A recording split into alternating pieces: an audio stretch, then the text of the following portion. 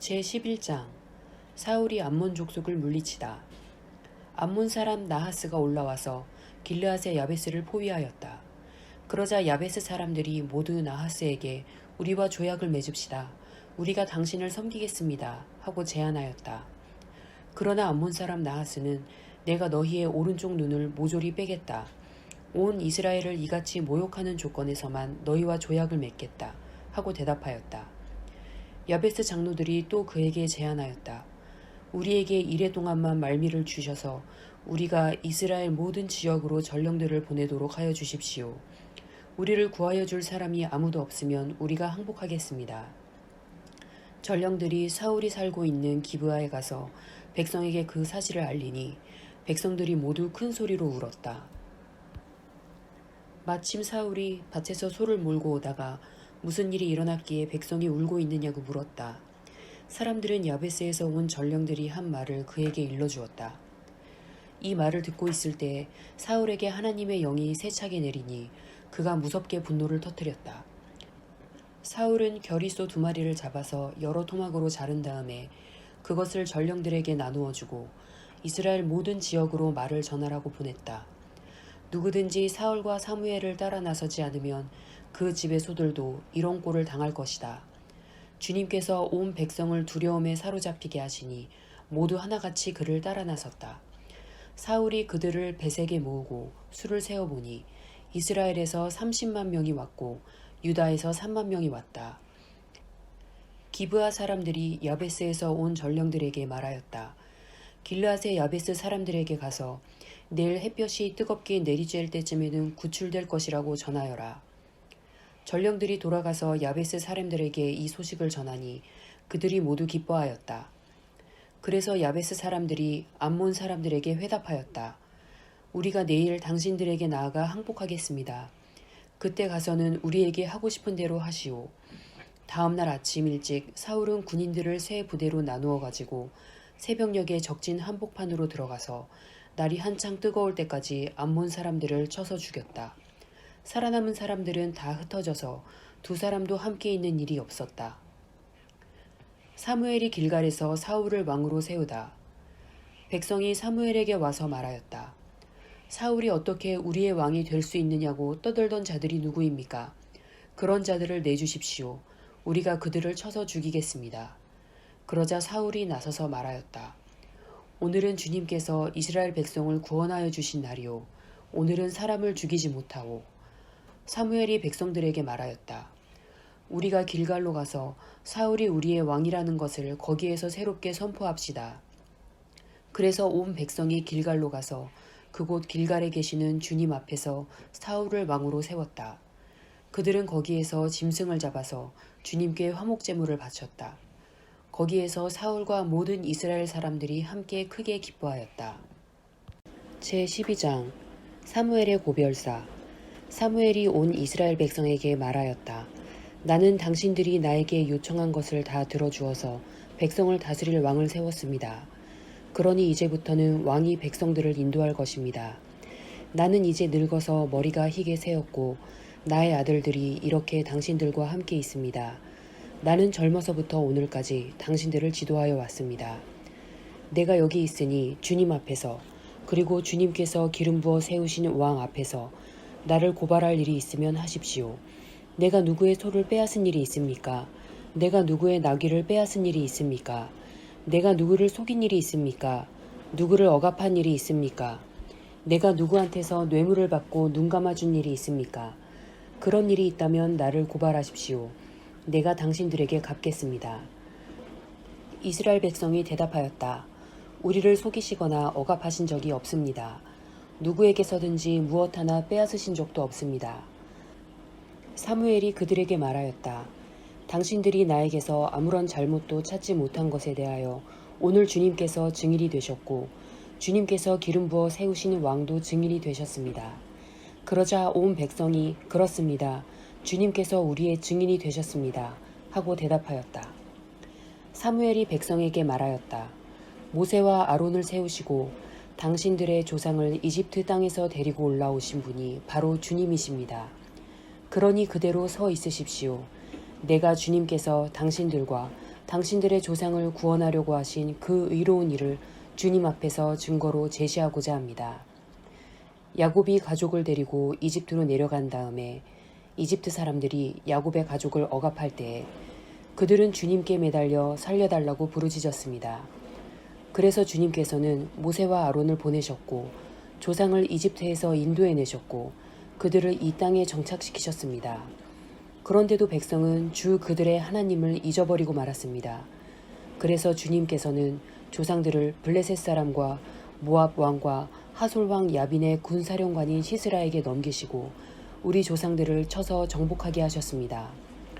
조상들은 주님께 살려달라고 부르짖으면서 우리는 주님을 버리고 바알 신들과 아스타롯 여신들을 섬기는 죄를 지었습니다. 이제 원수들에게서 우리를 건져주시기 바랍니다. 그러면 우리가 주님만을 섬기겠습니다. 하고 호소하였습니다.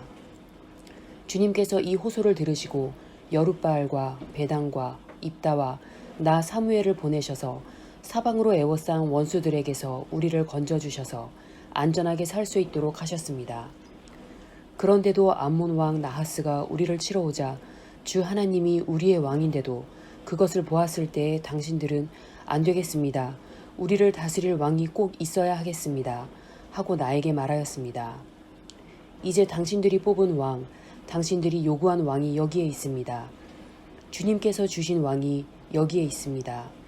만일 당신들이 주님을 두려워하여 그분만을 섬기며 그분에게 순종하여 주님의 명령을 거역하지 않으며 당신들이나 당신들을 다스리는 왕이 다 같이 주 하나님을 따라 산다면 모든 일이 잘 될 것입니다. 그러나 주님께 순종하지 않고 주님의 명령을 거역한다면 주님께서 손을 들어 조상들을 치신 것처럼 당신들을 쳐서 멸망시키실 것입니다. 당신들은 그대로 서서 주님께서 이제 곧 하실 큰 일을 눈으로 직접 보십시오. 지금은 미를 거두어 드리는 때가 아닙니까? 그렇더라도 내가 주님께 아뢰면 주님께서 천둥을 일으키시고 비를 내리실 것입니다. 그러면 왕을 요구한 것이 주님께서 보시기에 얼마나 큰 죄악이었는지를 밝히 알게 될 것입니다. 사무엘이 주님께 아뢰니 바로 그날로 주님께서 천둥을 보내시고 비를 내리셨다. 온 백성이 주님과 사무엘을 매우 두려워하였다. 모든 백성이 사무엘에게 간청하였다. 종들을 생각하시고 주 하나님께 기도하셔서 우리가 죽지 않게 해주십시오. 우리가 우리의 모든 죄에 왕을 구하는 악을 더하였습니다. 사무엘이 백성에게 말하였다. 두려워하지 마십시오.